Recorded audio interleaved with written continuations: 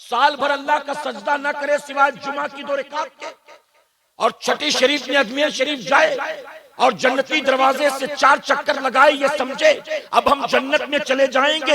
ऐ मुसलमानों, याद रखना, डेगों के जरिए कोई जन्नत में नहीं जाएगा। हलवा जर्दा पुलाव खा के जन्नत में नहीं जाओगे, रस्मों रिवाज पर अमल करके जन्नत में नहीं जाओगे, महज नारे लगा लगा कर जन्नत में नहीं जाओगे, महज बुजुर्गों के हाथ चूम चूम कर जन्नत में नहीं जाओगे। अगर जन्नत में जाना चाहते हो, अल्लाह रसूल की नाफरमानी से तौबा करनी होगी, शरीयत के खिलाफ जो काम करते हो उससे तौबा करनी होगी, अपनी तबीयत से अपने आप को बचाना होगा, अल्लाह रसूल की बगावत से तौबा करके पलटना होगा। अल्लाह उसके रसूल ने जिन बातों का हुक्म दिया, जब तक उस पर अमल नहीं करते हो, क्या बताओ जन्नत में जा सकते हो? बल्कि मैं मिसाल देता हूं, एक मुसलमान फजर की अजान होती है, अपने बिस्तर पर सोया पड़ा रहता है, बिस्तर से निकलकर अल्लाह के घर में नहीं जाता। देखा है ना आपने? फजर की अजान हो और मुसलमान घर के बिस्तर से उठकर अल्लाह के घर में न जाए सजदा करने, तो जो मुसलमान अपने घर की दहलीज पार करके अल्लाह के घर में जाने को तैयार नहीं है, कल कयामत के दिन अपनी कब्र से निकलकर किस मुंह से जन्नत में वो जाएगा? मेरे प्यारे आका के पैगंबरों, आप जानते हो अभी हमारी जमात के एक बुजुर्ग गुजरे, तवज्जो के साथ सुनिए। अब मैं अपनी गुफ्तगू समेटता हूं और 1-2 बातें इसी दरमियान अपनी बहनों के लिए भी कहूंगा, चूंकि वो भी बैठी हुई बहुत देर से। इजाजत है ना आपकी? मेरे प्यारे आका के पैगंबरों, अभी हमारी जमात के एक बुजुर्ग गुजरे, उनकी आंख का ऑपरेशन हुआ। एक उम्र के बाद जरूरत पड़ती है कभी कभी। जब आंख का ऑपरेशन हुआ तो डॉक्टर ने उनसे कहा कि अभी जख्म ताजा है, टाके हरे, आप सजदा मत कीजिएगा।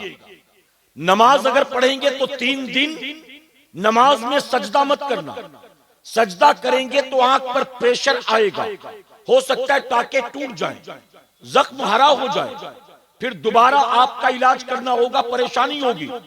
3 दिन नमाज में सजदा मत करना। अपने घर आए, घर आने के बाद बीवी से कहते हैं 3 दिन मेरे हिस्से की रोटी मत बनाना, 3 दिन मेरे हिस्से का खाना मत बनाना। बीवी ने कहा डॉक्टर ने 3 दिन सजदा करने से मना किया है, रोटियां खाने से मना नहीं किया। मैं भी तो साथ थी, मैंने सुना डॉक्टर ने सजदे से मना किया। तो जानते हो क्या जवाब देते? जवाब देते 3 दिन जिसका सजदा नहीं करना, किस मुंह से उसकी दी रोटियां खाऊंगा भला, किस मुंह से उसकी दी रोटियां खाऊंगा? तो 3 दिन जब सजदा नहीं करना तो 3 दिन खाना भी नहीं खाना। हम में और आप में कोई एक ऐसा है भला बताओ? अगर मैं आपसे पूछूं आज सुबह नाश्ते में आपने क्या खाया था, आज दोपहर में आपने क्या खाया था, आज रात में आपने क्या खाया, कल आपने क्या खाया था, परसों आपने क्या खाया था?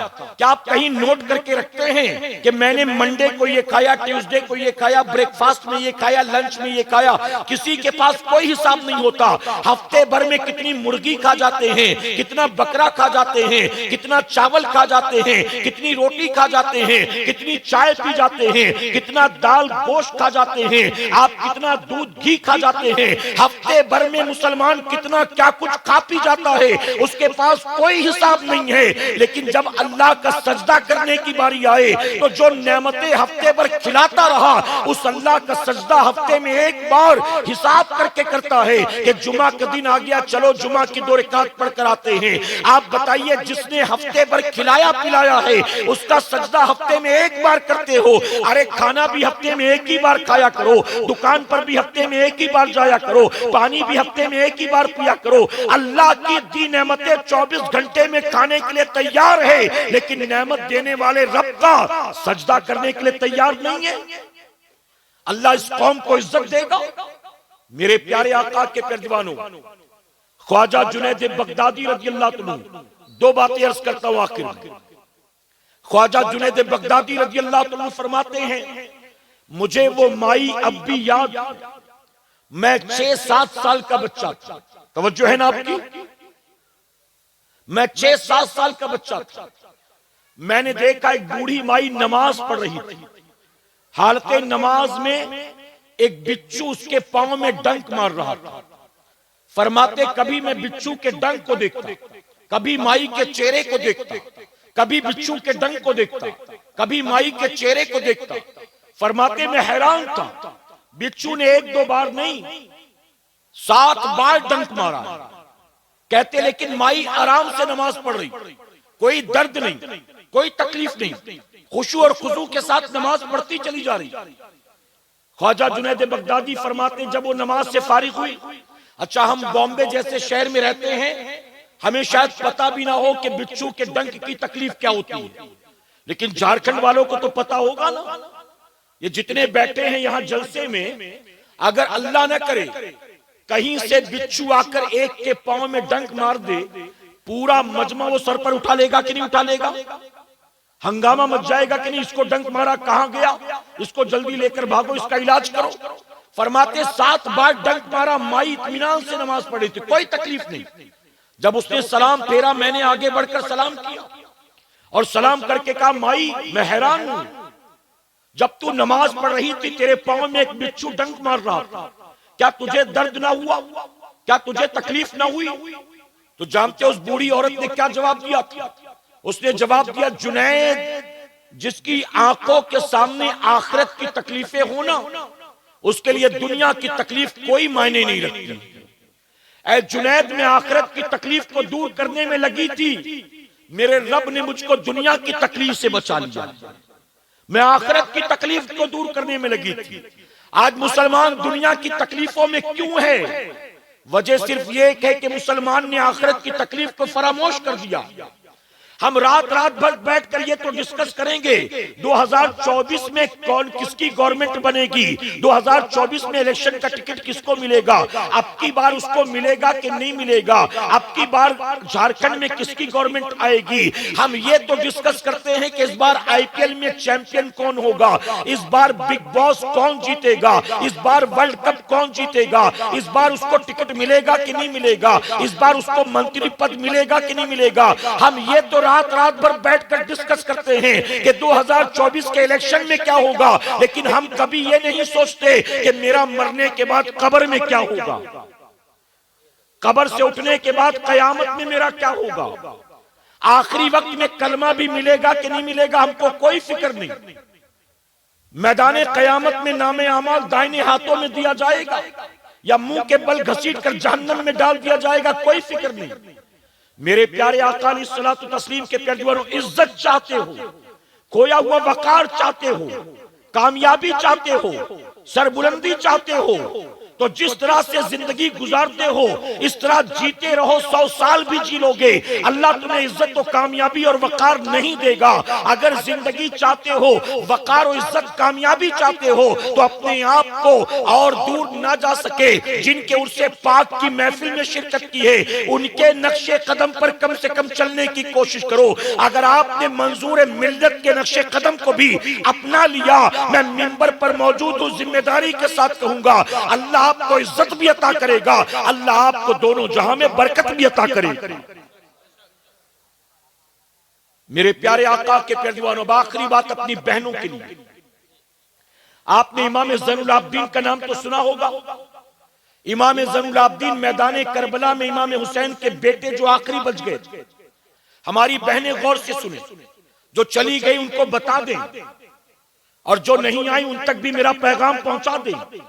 इमाम ज़ैनुल आबिदीन कहते हैं, मैंने देखा झारखंड, बिहार, यूपी में मुहर्रम में पता नहीं कौन कौन सी रस्में जिनका शरीयत से कोई ताल्लुक नहीं, बल्कि रस्मों के नाम पर आज का सुन्नी वो खुराफात भी कर जाता है जिसको शरीयत ने नाजायज और हराम करार दे रखा है, वो भी कर जाता है। अहले बैत की मोहब्बत में, करबला वालों की मोहब्बत में बंद करो ये सारी चीजें, असल दीन पर अमल की कोशिश करो। इमाम ज़ैनुल आबिदीन कहते, जब हम मदीना मुनव्वरा से चले मक्का मुअज़्ज़मा के लिए, मदीने का गवर्नर बजीद था, यजीद की बैत करो, यजीद की बैत करो, फितना ना हो मदीने में, इसलिए हम मदीने से निकलकर मक्का मुअज़्ज़मा चले गए। कहते मेरी फूफी ज़ैनब हमारे साथ थी। फिर मक्का मुअज़्ज़मा से हम चले कूफे के लिए, कूफा से लोगों ने खत भेजा था, लेकिन जब कूफा की तरफ चले हमें हुर के लश्कर ने घेरा, कूफा नहीं जाने दिया, हमें करबला लेकर आ गया। कहते मक्के से करबला तक के सफर में भी मेरी फूफी जैनब साथ थी। इमाम ज़ैनुल आबिदीन कहते मैं हैरान था, मदीने से मक्का मुअज़्ज़मा, मक्का मुअज़्ज़मा से करबला मोहल्ला, पूरे सफर में फूफी जैनब साथ थी और आपने किसी रात तहज्जुद की नमाज को कज़ा नहीं किया। मोहब्बत से कहे, जैसे नातवा को दाद देते हैं ना, वैसे इन बातों पर भी दाद दिया किया। पूरे सफर में मेरी फूफी ने किसी रात तहज्जुद कज़ा नहीं किया। कहते हम करबला में आए, हमने खेमा लगा दिया, बिस्तर नहीं था, बर्तन नहीं थे, खाने पीने की तमाम अशिया नहीं थी। हम करबला के मैदान में, नीचे जमीन तपती थी, आसमान से सूरज आग उगलता था। 1 तारीख, 2 तारीख, 3 तारीख, 4 तारीख, कहते हर रात उठ उठ कर मेरी फूफी करबला के तपते सेहरा में तहज्जुद की नमाज अदा कर रही थी। फरमाते 7 तारीख को पानी बंद हो गया, 8 तारीख को हमारे खेमे में पानी खत्म हो गया, 9 तारीख को छोटे छोटे बच्चे, मर्द, औरतें सब के सब भूखे प्यासे थे। यजीदियों ने पानी तो बंद किया, लेकिन मेरी फूफी की तहज्जुद बंद नहीं हुई। फिर फरमाते 10 मुहर्रम की तारीख आई, 10 तारीख को सुबह से जंग का आगाज हुआ, तीर तलवार चलने लगे। दोपहर होते होते यजीदियों ने हमारे साथ जो 72 लोग थे, एक एक करके सबको शहीद कर दिया। कहते दोपहर तक हमारे 72 कत्ल कर दिए गए। उसके बाद यजीदियों ने हमारे खेमे का रुख किया, खेमे में जो मिला उन्होंने लूट लिया, यहाँ तक के खेमों को आग लगा दी। इमाम ज़ैनुल आबिदीन कहते 10 मुहर्रम का दिन गुजरा, मगरिब के बाद 11 की रात लग गई। फरमाते ये 11 की रात हम करबला वालों के लिए कयामत से कम रात नहीं थी। फरमाते ये वो रात थी जब जिस रात हमारे खेमे के आसपास हमारे 72 लोगों की लाशें बिखरी पड़ी थी। कहते किसी का सर तन से जुदा था, किसी के हाथ पैर भी तन से जुदा थे, किसी का जिस्म जो था तीर तलवार से छलनी था, किसी के जिस्म को घोड़ों की टापों से रौंदा गया था, किसी का चेहरा पहचानने में नहीं आता था। इमाम ज़ैनुल आबिदीन कहते 72 लाशें बिखरी पड़ी थी। रात के अंधेरे में मैंने देखा मेरी फूफी ने खेमे का पर्दा हटाया है, बाहर निकलती हैं, एक नजर तमाम लाशों पर डालती हैं। अब जानते ये लाशें किसकी थी? अजनबियों की नहीं थी, किसी और मुल्क वालों की नहीं थी। इमाम ज़ैनुल आबिदीन कहते 72 लाशों में मेरी फूफी जैनब के भाई भी थे, उनके भतीजे भी थे, उनके भांजे भी थे, यहाँ तक कि उन्हीं लाशों में उनके 2 छोटे छोटे बच्चे भी थे, और मोहम्मद की लाशें भी थी। कहते मेरी फूफी खेमे से बाहर निकली और निकलने के बाद लाशों को एक नजर देखा है, और देखने के बाद करबला के तपते सेहरा से रेत को उठाया है, आपने तयम्मुम किया है, और तयम्मुम करने के बाद उस रात भी मेरी फूफी करबला के मैदान में 72 लाशों की मौजूदगी में तहज्जुद की नमाज अदा कर रही थी। आज हम करबला वालों का तीजा भी कर रहे हैं, 40वां भी कर रहे हैं, अलम भी उठा रहे हैं, फकीर भी बना रहे हैं, लाठी डंडा भी चला रहे हैं, पता नहीं क्या क्या कर रहे हैं। लेकिन ये असल पैगाम करबला वालों का, अरे जिनके घर की बेटियां लाशों की मौजूदगी में तहज्जुद की नमाज कज़ा न करे, उनके घर की बेटियों ने अपने घरों में क्या फर्ज नमाजें छोड़ी होंगी? किसी की शादी में, बारात में, मंगनी में, रुखसती में नमाजें कज़ा की होंगी। लेकिन हमारे घर की औरतों की पोजीशन क्या है? इमाम आजम के नजदीक मुसलमान औरतों पर जुमा की नमाज नहीं, ईद बकरीद की नमाज नहीं, नमाज जनाजा नहीं।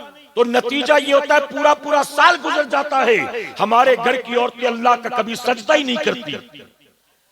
जब माएं अल्लाह का सजदा करती थी, कुरान की तिलावत करती थी, बावजू अपने बच्चों को दूध पिलाती थी, तो उन्हीं के बेटे अब्दुल कादिर जिलानी गौसे आजम बन जाते थे, उन्हीं के बेटे मोइनुद्दीन चिश्ती सुल्तानुल हिंद बन जाते थे, उन्हीं के बेटे महबूब इलाही और मखदूम किचौचा बन जाया करते थे। लेकिन आज माएं एक वक्त भी सजदा नहीं करती, कुरान की तिलावत नहीं करती, बल्कि खाना पकाती है तो टीवी चल रहा होता है, गाना चल रहा होता है। अब बताइए ऐसी माओं की कोख से कहां नमाज नमाजी और गाजी पैदा होंगे। इसलिए आज लोगों के घरों में यूट्यूबर पैदा हो रहे हैं, टिकटॉकर पैदा हो रहे हैं, रात भर पबजी खेलने वाले पैदा हो रहे हैं, इंस्टाग्रामर पैदा हो रहे हैं, नचनिए गवैये पैदा हो रहे हैं, शराबी जानी पैदा हो रहे हैं। अरे जो माँ अपनी जान को दांव पर लगाकर बेटे को पैदा करती है, जवान होने के बाद वही बेटा अपनी बूढ़ी माँ पर हाथ उठाता नजर आता है।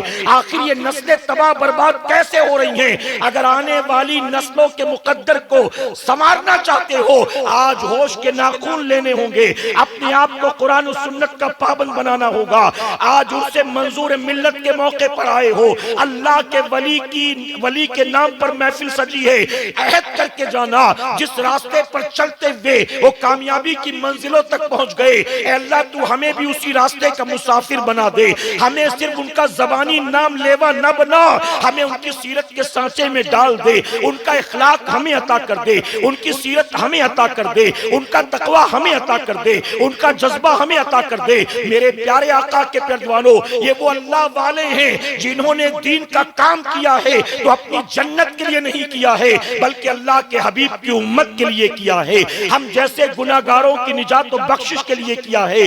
अपनी दुनिया को ठोकर पर ठोकर मार कर अगर सब कुछ पीछे छोड़कर अल्लाह रसूल के दीन की खिदमत करते हैं तो आखिर खिदमत क्यों कर रहे हैं? और यही वजह तो है कि मेरे प्यारे आका के प्यारवानों, 30 साल से ज्यादा का अरसा गुजर चुका है, आज भी उनके नाम पर महफिल सजती है, उनके मजार पर मांगने वालों का तांता लगा रहता है, आज भी हमारी महफिलों में उनका तस्करा होता है। आखिर वजह क्या है? नमरूद के पास सब था, कब्र का नामो निशान भी मिट गया, शद्दाद के पास सब था, अपनी बनाई जन्नत में भी ना जा सका, कारून के पास सब था, उसे जिंदा जमीन में धंसा दिया गया, इमाम हुसैन के पास तो कुछ भी नहीं था, लेकिन देखिए आज भी उनका गुंबद चमक दमक रहा है। गरीब नवाज के पास तो आने के बाद रुकने को मकान नहीं था, पीने को पानी नहीं था, अपने घर बुलाकर खिलाने वाला कोई मुरीद नहीं था, लेकिन इसके बावजूद गरीब नवाज का गुंबद आज भी चमक दमक रहा है। ऐ मुसलमानों, रस्मों रिवाज वाले सुन्नी मत बनो, तय करके उठो। हम जिनकी बारगाह में खिराज अकीदत पेश करने आए हैं, अब अपनी जिंदगी को उन्हीं के सीरत के सांचे में ढालेंगे, उनके नक्शे कदम पर चलते हुए अल्लाह रसूल को राजी करने की कोशिश करेंगे। बताइए, करेंगे इंशाअल्लाह? अल्लाह अपने महबूब पाक के सदके हमें आपको सबको कहने सुनने से ज्यादा अमल की तौफीक अता फरमाए।